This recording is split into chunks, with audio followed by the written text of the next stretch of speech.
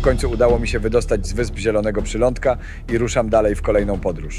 Tym razem trafiamy do Gambii, małego kraju na zachodnim wybrzeżu Afryki, który słynie z pięknych plaż, serdeczności mieszkańców i bogatej kultury.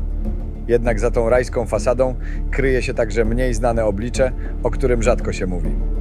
W dzisiejszym odcinku pokażemy Wam nie tylko uroki tego miejsca, ale też przyjrzymy się kontrowersyjnym zjawiskom, które budzą wiele pytań. Zapraszam do wspólnego odkrywania tego niezwykłego, choć pełnego kontrastów kraju.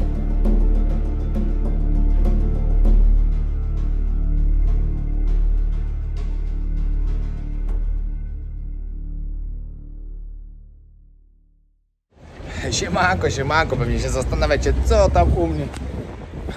O, wołają mnie. Coś jest chyba nie tak. Przemiły człowiek. Mówi, masz to w ogóle, zaraz wam powiem, co się z tym prawie stało, bo wczoraj zobaczyli mój odcinek. Nagrałem, że tu robię zbiórkę, że zebrałem dla tych dzieciaków. W ogóle bardzo, ale to bardzo chcę wam podziękować.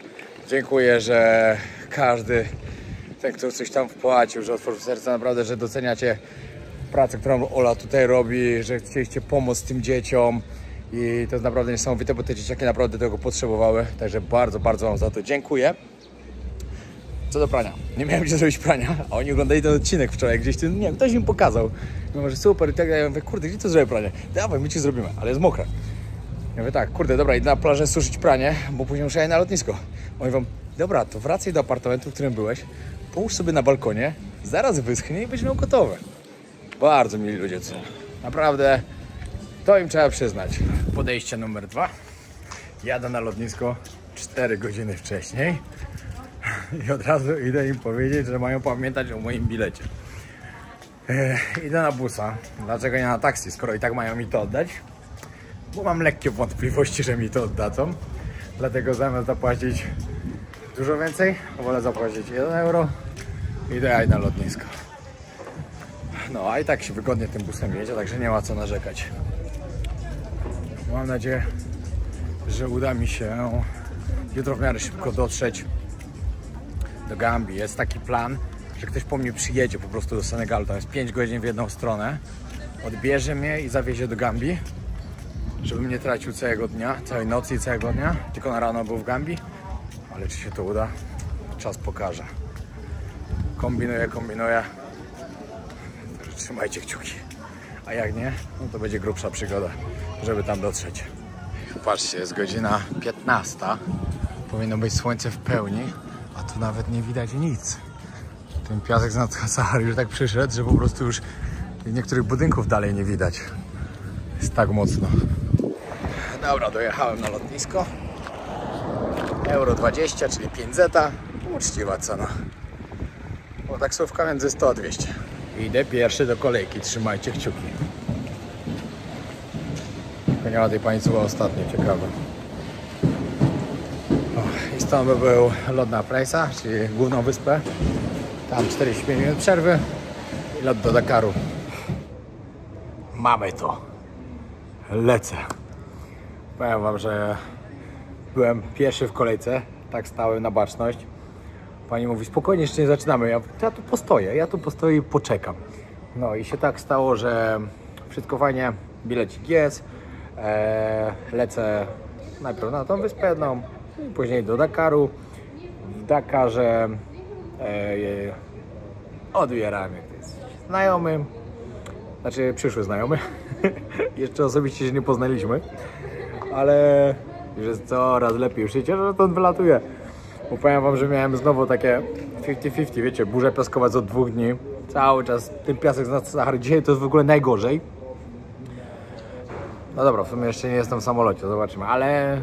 Ale nic nie mówili, chyba jest dobrze. No, w Dakarze będę w nocy. Idę najpierw walczyć o swoje odszkodowanie. No i później Senegambia. I pokażę wam coś, co niejednego z was na pewno zaskoczy. Także oglądajcie dalej. Loty w Afryce są niesamowite. Nikt wam nawet nie powie, że samolot jest opóźniony. Nigdzie nie jest napisane. Się tak zastanawiam właśnie, mówię, kurde, miałem startować już 2 minuty temu. Wszyscy siedzą. Mówię, no może jestem pod złą bramką. Ale w sumie jest tylko jedna. Znaczy jest 6, ale tylko pod jedną ludzie siedzą. bo tutaj wieczorem akurat tylko 3 samoloty lecą. No i teraz sobie tak patrzę przez okno, patrzę, to dopiero samolot podleciał. Czyli pewnie z jakieś pół godziny będzie jeszcze opóźnienia. Nikt nie poinformował, nawet wywalone. Ale mam już bilet. Ja już głową jestem po prostu w Senegalu, że wsiadam w samochód, który został po mnie wysłany i jutro od rana Senegambia. Znaczy Gambia, ale dzielnica, na którą jadę, nazywa się Senegambia. No. Dobrze. Ciekawie będzie, naprawdę ciekawie. Kocham Afrykę. Mówię pani, jak dużo będziemy mieli opóźnienie? No bo będzie. No i nie będzie opóźnienia, przecież samolot już tu stoi. A co z tego, że mieliśmy 20 minut temu już wylatywać? Ale przecież samolot już stoi. A wiecie co jest najlepsze? Że ja musiałem mieć po prostu w piątek tak okropnego pecha, że mi się nie udało lecieć. Bo dzisiaj to ten samolot będzie, nie wiem, z 1/3 zapełniona maksymalnie, albo 1/4. To w ogóle ludzi nie ma na lotnisku. No i międzylądowanie w Praia. Chyba w Praia się mówi, nie wiem. Czyli na głównej wyspie. Z Wysp Zielonego Przylądka. No i zaraz godzinka 30 lotu do Dakaru. A dokładnie to lotniska, które jest 35 km od Dakaru. No i siemanko z Senegalu. Jestem tu przez chwilę na razie, bo stąd jadę do Gambii. Mam nadzieję, że mój transport już po mnie przyjechał. Chociaż najpierw muszę się kłócić o pieniądze, które mają mi zwrócić. Ale ciężko to widzę, szczerze powiedziawszy. Cały czas wiem o tym, że jestem w Afryce. Koło mnie pani strasznie się bała. Jest, cały czas mnie łapała za ręce ze strachu, jak tylko coś się stało. Ale raz samolot to tak dupnął, że aż sam się wystraszyłem. Normalnie aż pani z wózkiem i dodatkowo ten wózek z tym napojami aż podskoczyły. Ale ogólnie wszystko spoko. Później dali nam jedzenie. Pani trochę do worka musiała papierowego. Lokalnie strasznie się bała. Także miała we mnie lekkie wsparcie. I później, już jej się zrobiło słabo, i brała cały czas moją rękę, żeby mi przykładał na czoło. Śmieszne to takie było. A to taka starsza pani. Cieszę się, że mogłem chociaż ją czymkolwiek wesprzeć w tych ciężkich chwilach. No i tak jak myślałem na lotnisku. Nie, tu się tego nie składa. Masz, wyślij maila. Aha, no to mi oddadzą. Moja cierpliwość jest ostatnio tak wystawiona na próbę, że to jest szok po prostu. Ale jeszcze 2 tygodnie. Dam radę. Przerwa na kawkę. 2:30 w nocy. Nie wiem, co tu tyle ludzi robi. Szukamy drogi.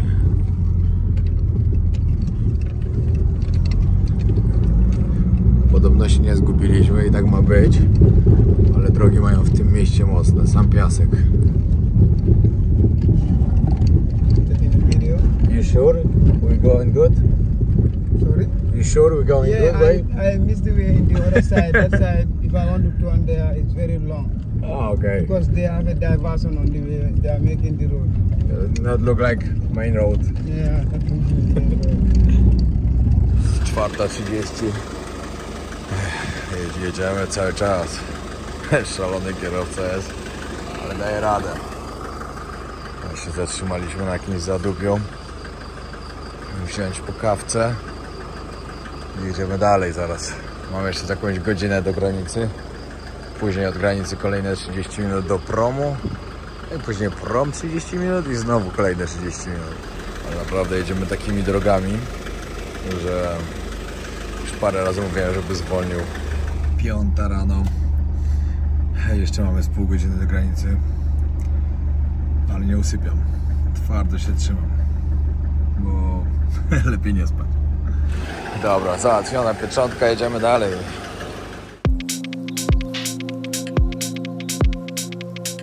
No i jesteśmy na gambijskiej stronie, jeszcze poczynałem wbijać teraz pieczątki. Patrzcie, tu ognisko robią. Zimno jest 19 stopni, także dla nich to jest bardzo zimno. Się nie dziwię. Myślę, że jeszcze godzinka i się jasno zacznie robić.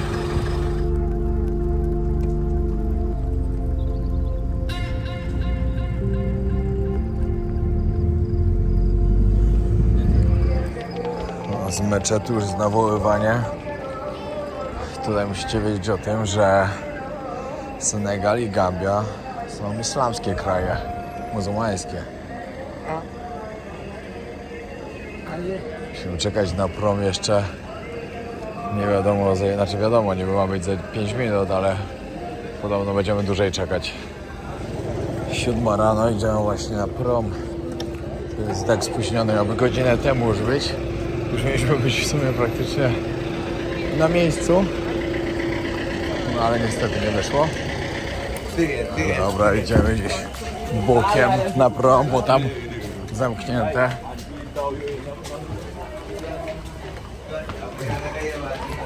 I już się ciekawie zaczyna. Bijamy na prom, już jest tyle ludzi, że po prostu szok, że się udało wejść w ogóle bokiem. Ale jest totalnie full.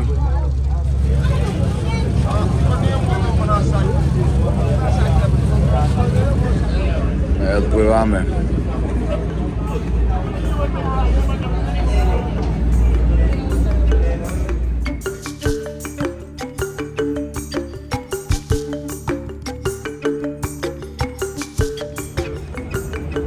Właśnie, a tam statek, który jest elektrownią.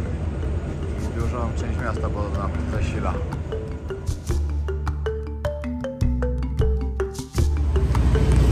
No i ruszyli. Dobra, my też musimy iść się pchać.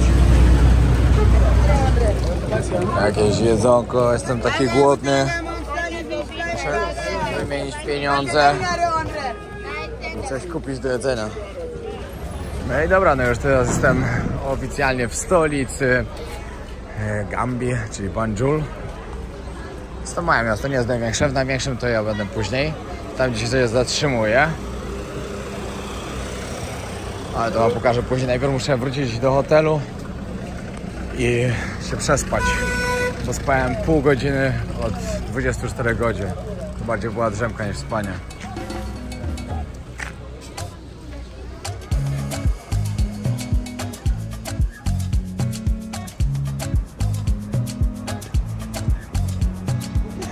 Byliśmy po internet właśnie. Julia w ogóle po mnie przyjechała razem z... jak go się nazywał? Pata. Przemiły chłopak, ale jechał tak, że się tak bałem po prostu w niektórych momentach. Wiecie, ja miałem... Po pierwsze miałem zamglone oczy, bo byłem zmęczony. Po drugie brudną szybę, nic nie widziałem. A on leciał. Ale podobno wie co i jak.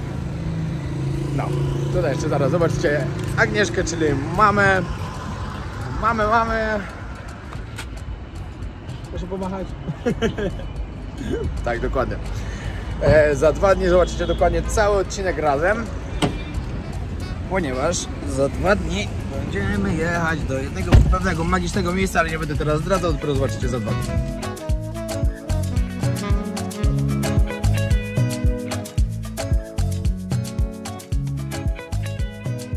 A w ogóle ile mieszka w całej tutaj? W samym Banjul 40, a w całym kraju?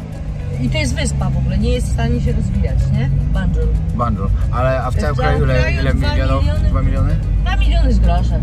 No mówię ci, nie ma spisu, na stówę nie ma spisu, bo wszystkie te statystyki, które są w internecie, to są jakieś takie, bo ja sama mieszkam na wsi i do mnie sąsiedzi przylatują i mówią, że zamykają domy, ryglują, bo latają jacyś i spisują. A, ile ludzi mieszka?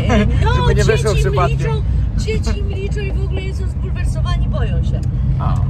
No, dziewczyny mnie odwiozły, właśnie odjeżdżają. A ja przyszedłem do swojego resortu. Jestem tak wykończony. Spałem pół godziny Wstałem 26 godzin temu. Chyba widać. Mam nadzieję, że mnie wpuszczą do pokoju. Chociaż słabo to widzę. Taki mam pokój. W sumie bungalow. Już wam pokażę, jak tutaj wygląda. Teraz z wyjściem na basen. Tutaj z tyłu za murem jest plaża już. Pięknie wygląda. Śniadanko zjedzone, nic specjalnego. Ale pokażę wam, jak wygląda tutaj w hotelu. Tutaj taki bar jest. środku basenu też można sobie siedzieć elegancko. Tej stoliki. Nie no, hotel jest super. Wychodzi mnie, znaczy w sumie tak, powiem od razu tak, na bookingu wychodzi więcej niż jak przyjeżdżacie na miejscu, bo na miejscu za single room to byście płacili na jedną osobę 50 euro, na dwie 75. No ja sobie przez booking zapłaciłem 65. Ale się z nimi dogadałem, że mi dadzą lepszy pokój, mi dali zaraz przy samym basenie. Ale powiem wam, że jestem tak pozytywnie do tej Gambii nastawiony, że super. Spędzę to na pewno świetny czas. Już trochę posłuchałem. Agnieszka, pani Agnieszka, każe mi mówić na ty, ale mi tak strasznie nie wypada. Także pani Agnieszka, która każe mi mówić do siebie Agnieszka, trochę mi opowiadała. I trochę o niej usłyszycie na pewno na odcinkach, bo dużo ciekawych historii ma do powiedzenia właśnie o tym, jak się tu żyje, co tutaj robi, dlaczego akurat jest tutaj, jak żyła, jak mieszkała na początku, po prostu kosmos. Ale to spokojnie, na początku idę się przespać, bo ledwo żyję. Dobra, 4 godziny snu, człowiek od razu lepiej się czuje, ale najpierw muszę iść się napić kawy, zjem coś, siłownię zrobię, bo tak wam miałem trening robię codziennie w tym miesiącu, o pańce harła elegancko, super będzie słychać. I zaczynam zwiedzanko. Tak wam mówiłem w dzisiejszym odcinku, poruszę temat tego, co tutaj się dzieje, co się dzieje właśnie najbardziej w Senegambii, czyli to cała teksturystyka, to jak dziewczyny z wszystkich krajów tutaj dookoła, które są, przyjeżdżają po to właśnie, żeby zarabiać pieniądze. Thank you. Z tym będzie podobno przerąbane tutaj, że strasznie, ale to strasznie ludzie tutaj zaczepiają. No ale w sumie nawet poziom naszego przylądka było to samo. No i tak, no i tutaj mamy wyjście na Senegambia Beach. Chyba nie sama Senegambia, to jest jeszcze to jest ta cała ulica, która jest, ale to jeszcze dwie uliczki obok mnie, bo nie chciałem na samej niej się zatrzymać, specjalnie się zatrzymałem obok, żeby było troszkę ciszej. O, piękne palmy.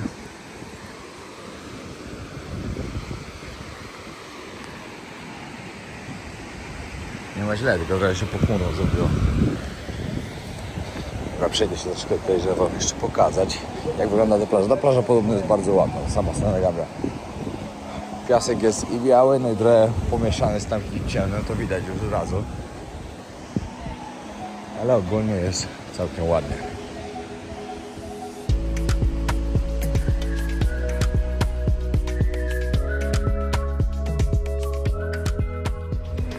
Dobra, kolejny etap dzisiejszego dnia to zrobić sobie trening 45 minut, no i później ruszam na zwiedzanko, zobaczyć co tu się wyprawia, a wieczorem jakaś delikatna imprezka. Taki klimat lubię, taka typowa mordownia, na taki się dobrze ćwiczy, gdzie jest prawie sama blacha tylko. Wiecie co ciekawego jest jeszcze na temat Gambii? To jest taka fajna ciekawostka, że wyobraźcie sobie jaki ten kraj jest malutki. Tutaj no nie dość, że jakieś coś. Nie dość, że żyje około 2 milionów ludzi. Ten kraj jest 30 razy mniejszy niż Polska. On ma tylko 50 km szerokości. Ten kraj znajduje się po prostu tak jakby szedł wzdłuż rzeki Gambia. Bo tutaj przez cały środek idzie po prostu rzeka Gambia.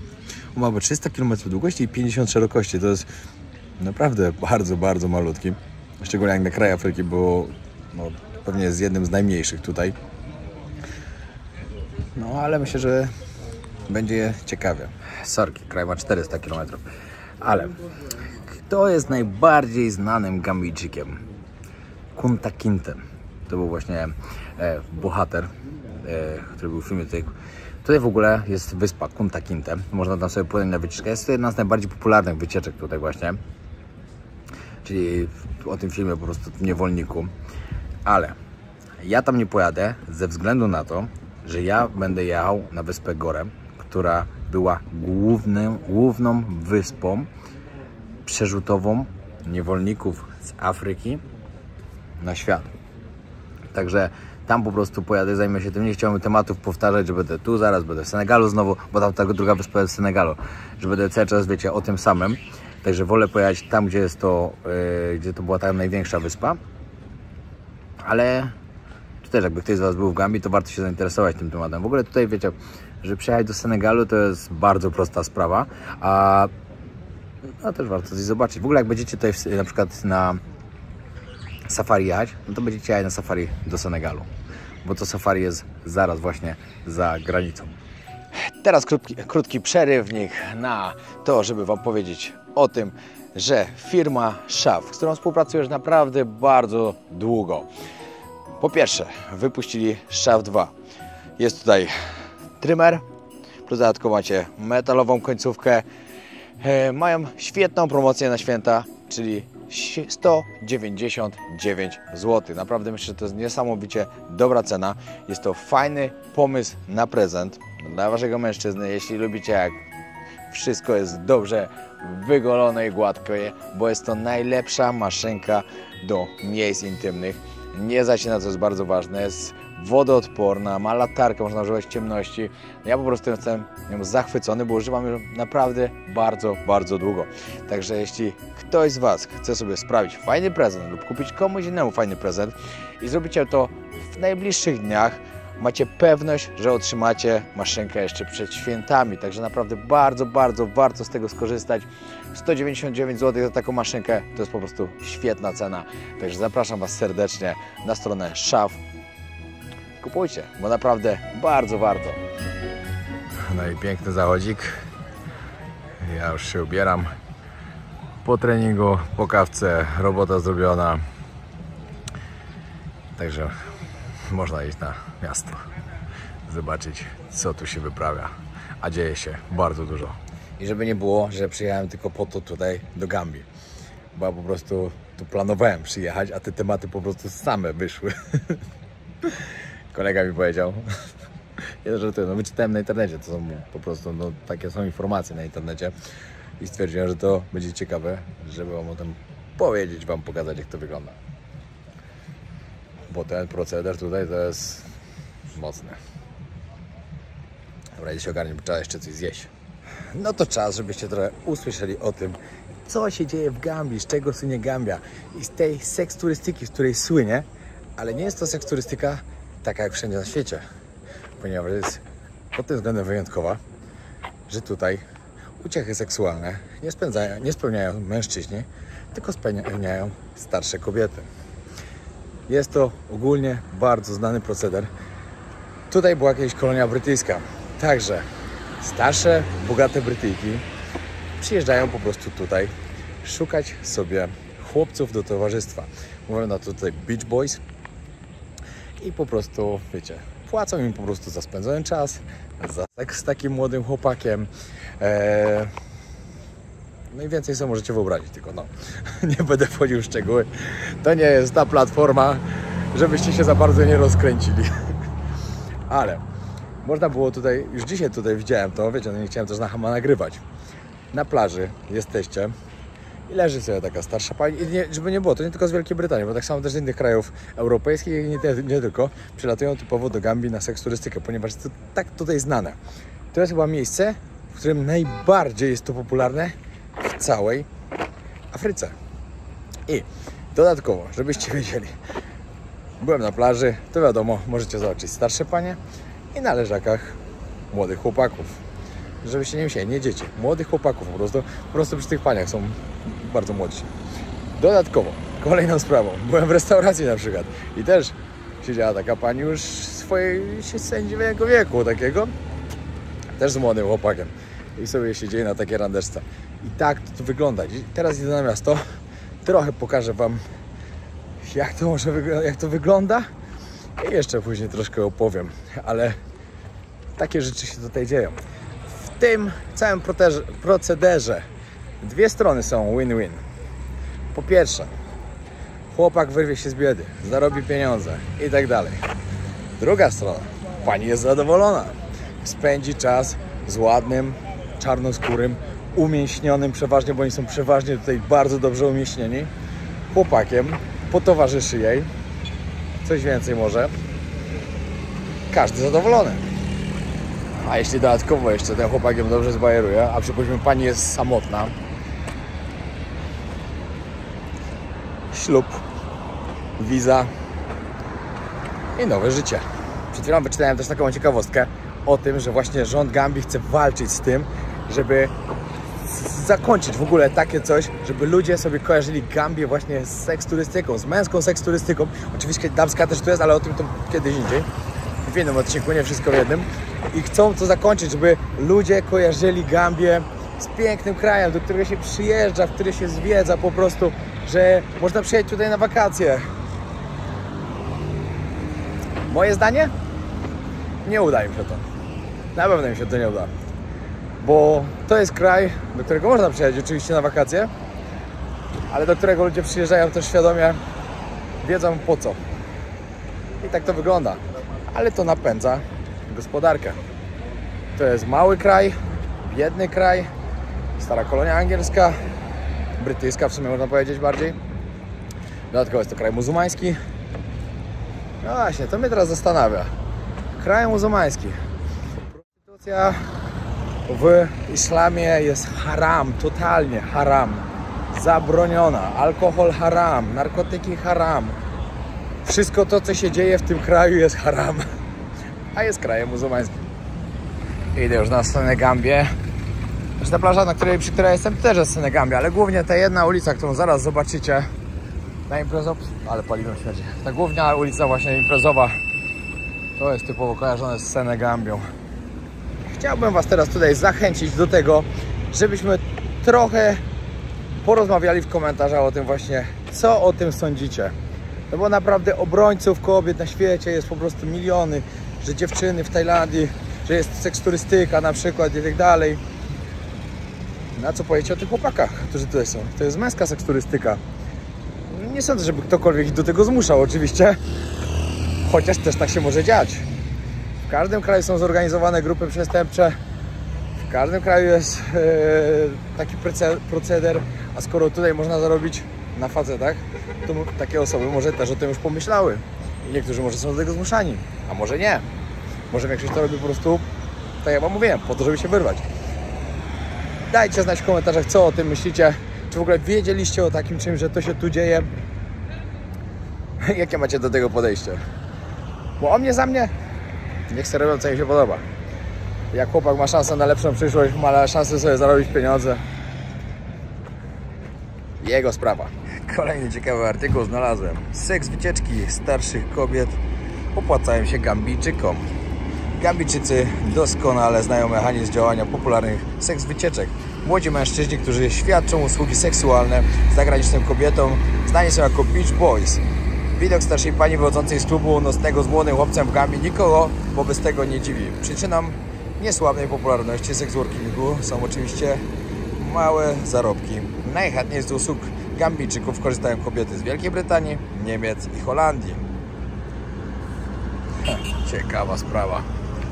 No i przyszedłem do restauracji i przede mną siedzi chłopak, który sobie bajeruje starszą panią. Z boku siedzą dwie panie z takimi młodymi chłopakami. Normalka. Pamiętajcie, żeśmy powiedzieli jedną ważną rzecz. Jeśli ktoś nie jest do tego zmuszany, to nie oceniajmy, bo to jest każdego indywidualna sprawa. I nie mówimy o zmuszaniu przez życie, bo no ich zmusza życie po prostu. A niektórzy to robią na patencie, dla wygodnego życia. Następnej niesamowitej sprawie tutaj teraz poczytałem. Wiecie, lubię ostatnio się przygotowywać do odcinków, które robię i dużo informacji szukam. No i czytam, o tym czytam i artykuł na przykład. Kto wybrzydza, ten nie zarabia. Że młodzi Gambijczycy mają podejście do tego takie, że nieważne ile kobieta ma lat, ile waży, jak wygląda, że każda kobieta znajdzie tutaj kochanka. Że dla nich liczy się to, żeby ta kobieta miała pieniądze, żeby wynajęła hotel, zabierała go na wycieczki, dawała mu jakieś pieniądze i po takim czasie, jak kobieta już takie, wiecie, no sypia parę razy z chłopakiem, młodym chłopakiem, to zawsze się jakieś uczucie pojawi. I jak takie uczucie się już zaczyna pojawiać, no to taki chłopak zaczyna wykorzystywać sytuację. Że mama chora, że brat nie może iść do szkoły, że wiecie, że krowę trzeba kupić nową, że coś tam się... I jak to zacząłem czytać, to naprawdę 1 do 1 mogę porównać to z tym, co się wyprawia w Tajlandii. Tajlandia jest najbardziej znaną seksturystyką na świecie. Seksturystyka, co to w ogóle znaczy? Seksturystyka to połączenie turystyki i seksu. Polega na wyjeździe w celu odkrywania nowych miejsc i kultur, a także na korzystaniu z możliwości seksualnych związanych z podróżami. Może to być wyjazd w celu odkrywania nowych miejsc, spotykania się z lokalnymi partnerami, czy nawet wykorzystywania usług seksualnych w danym miejscu.